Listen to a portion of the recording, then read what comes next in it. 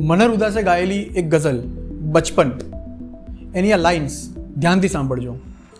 કોઈ દિવસ મેં શોધી નહોતી તોય ખુશીઓ મળતી હતી. લાદી ઉપર સૂતો તો તોય આંખો મારી ઢળતી હતી. મારી વાત તો દુનિયા આખી મમતાથી સાંભળતી હતી. ક્યાં ખોવાયું બચપન મારું, ક્યાંકથી શોધી લાવો. ક્યાં ખોવાયું બચપન મારું, ક્યાંકથી શોધી લાવો. આ લાઇન્સ હું અને તમે ડેફિનેટલી કનેક્ટ કરી શકીશું આ લાઇન્સની જોડે. પણ આવનારી પેઢી શું આ લાઇન્સની જોડે કનેક્ટ થઈ શકશે? કે જે લોકો આજે લગભગ આખો દિવસ ફોનમાં એડિક્ટિવ રહેતા હોય છે, એ લોકો આ લાઇન્સથી કનેક્ટ થઈ જ ના શકે. એટલે સોશિયલ મીડિયાવાળી લાઈફ જીવવી છે, પણ એકચ્યુઅલ સોશિયલ લાઈફ જીવવી નથી.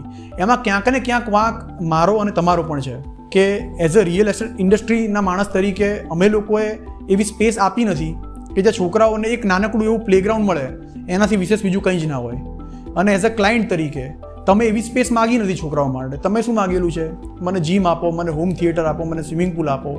પણ છોકરાઓ માટેની જે સ્પેસ છે કે સિનિયર સિટીઝન્સ માટેની જે સ્પેસ છે એ આપણે માગતા નથી, અને એટલા માટે રિયલ એસ્ટેટ ઇન્ડસ્ટ્રી આપતી નથી.